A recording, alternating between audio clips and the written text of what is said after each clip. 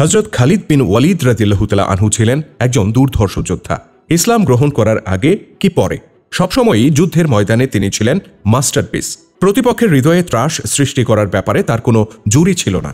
তাই যারা তার মিত্র তারা তার কাছে কাছে থাকাকে নিরাপদ মনে করত, এটাই স্বাভাবিক। কিন্তু এত বড় যোদ্ধা যিনি, এত নির্ভরতার প্রতীক যিনি, সেই খালিদকে ছেড়ে পালিয়ে গিয়েছিলেন তারই এক ভাই। একদিন দুই ভাই ঘুমিয়েছিলেন একসাথে। সকালে ঘুম থেকে উঠে খালিদ আবিষ্কার করেন তার ভাইটি সেখানে আর নেই।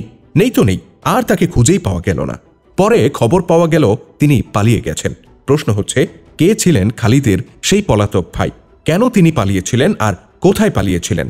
ইতিহাস বিখ্যাত এই ঘটনাটি অনেকেই জানেন। যারা জানেন না তাদের জন্য আমাদের আজকের এই পর্ব। আশা করছি ভিডিওর শেষ পর্যন্ত থাকবেন আমাদের সাথে। বদরের যুদ্ধের কথা আমরা মোটামুটি সবাই জানি।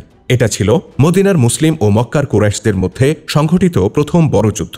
এই যুদ্ধে কুরাইশরা মুসলিমদের হাতে চরমভাবে মার খায়। তাদের ৭০ জন নিহত হয় এবং আরও ৭০ জন বন্দী হয় মুসলিমদের হাতে। এই বন্দীদের একজন ছিলেন ওয়ালিদ ইবনে ওয়ালিদ, অর্থাৎ ওয়ালিদের পুত্র ওয়ালিদ। তিনি ছিলেন খালিদ ইবনে ওয়ালিদের ভাই। পিতা ওয়ালিদের নামেই তার নাম রাখা হয়েছিল, যা আরবে খুবই প্রচলিত একটি রীতি। বদরের যুদ্ধের সময় পর্যন্ত খালিদ কিংবা তার ভাইদের কেউই ইসলাম গ্রহণ করেননি। তারা সবাই তখন মুশরিকদের দলভুক্ত। এই যুদ্ধে অংশ নেয়ার খুবই ইচ্ছা ছিল খালিদ বিন ওয়ালিদের, কিন্তু কুরাইশদের তৎকালীন সর্বোচ্চ নেতা আবু জাহেল তাকে এই যুদ্ধে অংশ নিতে বারণ করে। আবু জাহেল তাকে মক্কায় অবস্থান নিয়ে মক্কা নগরীর নিরাপত্তার বিষয়টি দেখভাল করার দায়িত্ব দেয়। এদিকে খালিদের ভাই ওয়ালিদ এই যুদ্ধে অংশ নেন। কুরাইশরা আশা করেছিল বনু মাকজুমের সন্তান হিসেবে ওয়ালিদ যুদ্ধের ময়দানে বীরত্ব আর সাহসিকতা প্রদর্শন করবেন, কারণ বনু মাকজুম ছিল কুরাইশদের মধ্যে সামরিক দিক থেকে সবচেয়ে শক্তিশালী গোত্র। ওয়ালিদের রক্তের সাথেই মিশেছিল যোদ্ধা পরিবারের ধারা, সুতরাং তার কাছ থেকে ভালো কিছু আশা করাই স্বাভাবিক ছিল। কিন্তু ওয়ালিদ কুরাইশদের এই আশার গুড়ে বালি ঢেলে দেন। তিনি মুসলিমদের বিরুদ্ধে তেমন কোনো প্রতিরোধী গড়ে তোলেননি, বরং যখন কুরাইশদের মধ্যে বিপর্যয় সৃষ্টি হল তখন তিনি নিজের অস্ত্র ত্যাগ করেন এবং খুব সহজেই মুসলিমদের হাতে বন্দী হয়ে যান। এমনকি পালানোর চেষ্টাটুকু তিনি করলেন না। যুদ্ধ শেষে মুসলিমরা ওয়ালিদকে বন্দিশালায় নিয়ে যায়। সেখানে অন্যান্য বন্দীদের সাথে তাকেও বন্দী করে রাখা হয়। ওয়ালিদের জন্য এটা ছিল এক নতুন অভিজ্ঞতা। তিনি আশঙ্কা করেছিলেন সেখানে হয়তো বন্দীদের সাথে মুসলিমরা কঠোর আচরণ করবে, কিন্তু ঘটল তার বিপরীত ঘটনা। মুসলিমরা কোনো বন্দীর সাথেই খারাপ ব্যবহার কিংবা কঠোর আচরণ করল না, বরং বন্দীদের জন্য উত্তম খাবার ও বিছানাপত্রের ব্যবস্থা করল। এমনকি তারা নিজেরা যে খাবার খেতেন বন্দীদের জন্য তার চেয়ে উত্তম খাবারের ব্যবস্থা রাখতেন। বিষয়গুলো ওয়ালিদের মনের ভেতর গভীর প্রভাব ফেলতে শুরু করে। যুদ্ধের কিছুদিন পর খালিদ মদিনায় আসেন তার ভাইকে মুক্ত করে নিয়ে যেতে। সাথে করে নিয়ে আসেন নির্ধারিত মুক্তিপণ। সেখানে হযরত ওমর রাদিয়াল্লাহু তাআলা আনহুর সাথে তার সাক্ষাৎ হয়। ওমর রাদিয়াল্লাহু তাআলা আনহু জানান, ওয়ালিদের মুক্তির জন্য নির্দিষ্ট পরিমাণ দিরহাম ছাড়াও তাদের পিতা ওয়ালিদ ইবনে মুগিরা যুদ্ধের ময়দানে যে বর্ম ব্যবহার করতেন সেই বর্মটিও হস্তান্তর করতে হবে। খালিদ তার পিতার স্মৃতিময় বর্মটি হস্তান্তর করতে রাজি হলেন না, কারণ এটা ছিল তাদের বংশের বীরত্বের স্মারক এবং ঐতিহ্যের প্রতীক। কিন্তু ওমর রাদিয়াল্লাহু তাআলা আনহু সাফ জানিয়ে দেন, ওই বর্ম হস্তান্তর না করলে ওয়ালিদকে মুক্তি দেওয়া হবে না। এটাই রাসূলুল্লাহ সাল্লাল্লাহু আলাইহি ওয়াসাল্লামের সিদ্ধান্ত। শেষ পর্যন্ত বাধ্য হয়ে বর্মটি হস্তান্তর করে তবেই ভাইকে ছাড়িয়ে নেন খালিদ বিন ওয়ালিদ। অতঃপর দুই ভাই যখন মদিনা থেকে মক্কায় ফিরে যাচ্ছিলেন তখন মাঝপথে তাদের মধ্যে বাকবিতণ্ডা শুরু হয়।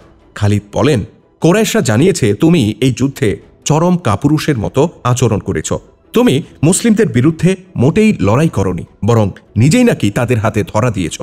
ওয়ালিদ বলেন, আমি তো এই যুদ্ধে আসতেই চাইনি, আমাকে আমার ইচ্ছার বিরুদ্ধে কেন তোমরা এখানে পাঠালে? খালিদ বলেন, তুমি আসতে চাওনি এটা সত্য, কিন্তু ওয়ালিদ ইবনে মুগিরার পুত্র হয়ে যুদ্ধে অংশ নেয়ার পর তুমি কাপুরুষের মতো আচরণ করবে এটা তো আমার জানা ছিল না। ওয়ালিদ প্রতিবাদ করে বলেন, আমি মোটেই কাপুরুষ নই। আমি এই যুদ্ধে নিজের অস্ত্র চালনা করতে পারিনি, কারণ আমি কখনোই রাসূলুল্লাহর বিরুদ্ধে অস্ত্র তুলতে চাইনি। নিজের ভাইয়ের মুখে রাসূলুল্লাহ শব্দটি শুনে খালিদ খুব অবাক হন। তিনি জিজ্ঞাসা করেন, কি ব্যাপার ওয়ালিদ, তুমি মুহাম্মদকে রাসূলুল্লাহ কেন বলছো? তুমি কি মুসলিম হয়ে গেছো?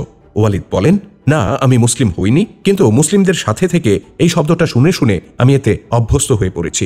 বাকবিতণ্ডার এক পর্যায়ে ওয়ালিদ বলেন, আমি মনে করি কুরাইশরা মুহাম্মদের ব্যাপারে যা বলে তার সবই মিথ্যা।